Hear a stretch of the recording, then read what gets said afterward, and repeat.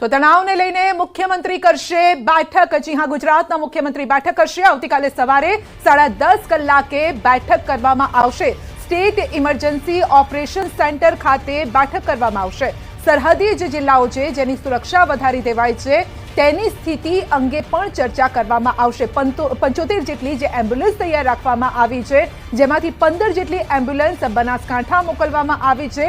તો હાલ જે તણાવની પરિસ્થિતિ ચાલી રહી છે તેને લઈને આવતીકાલે 10:30 કલાકે સ્ટેટ ઇમરજન્સી ઓપરેશન સેન્ટર ખાતે આ બેઠકનું આયોજન કરવામાં આવ્યું છે। સંધ્યા, ગુજરાતની સરહદ એટલા માટે પણ સંવેદનશીલ બની જાય છે કારણ કે 1600 કિલોમીટરનો દરિયા કિનારો આપણી સરહદ પર છે અને સાથે જ પાકિસ્તાન સાથે પણ કચ્છનો જે વિસ્તાર છે, બનાસકાંઠાનો જે વિસ્તાર છે તે પાકિસ્તાનની સીમાને અડીને આવેલો છે। એટલે જ આ મહત્વપૂર્ણ બેઠકનું આયોજન હોઈ શકે છે કે 10:30 કલાકે મુખ્યમંત્રી તમામ અધિકારીઓ સાથે અને તમામ મંત્રીઓ સાથે આ બેઠક કરે। બિલકુલ, ખાસ કરીને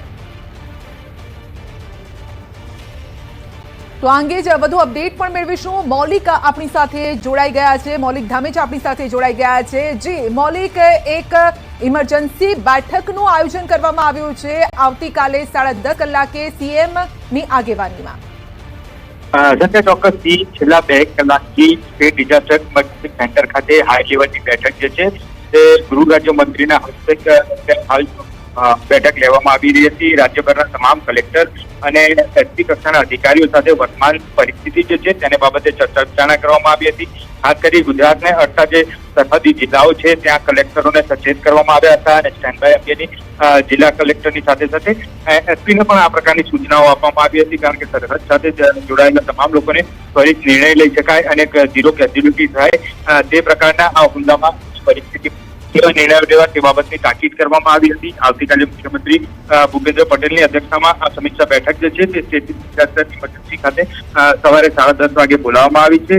ત્યાં પણ દરેક જિલ્લાના કંટ્રોલ રૂમ 24 કલાક કાર્યરત રાખવા માટેની સૂચના જે છે તે આપવામાં આવી છે। હાલ ગુજરાતમાં અલગ અલગ જગ્યાએ શાંતિપૂર્ણ માહોલ ચોક્કસથી છે, પરંતુ પરિસ્થિતિના આધીન કોઈ પણ કંટ્રોલ રૂમ જે છે તેમાં કોઈ પણ ઇમરજન્સી આવતી હોય તો તેને પહોંચી વળવા માટે જે સૂચનો અગાઉ કરાયા હતા તેને જાળવી રાખવા અને સાથે સાથે અન્ય જે એજન્સીઓ જોડાયેલી છે તેમને પણ તાકીદે જાહેર કરવા માટેની તમામ માહિતીઓ જે છે તે અત્યારે પૂરી પાડવામાં આવી હતી। બિલકુલ, આપનો આભાર અમારી સાથે જોડાવા બદલ।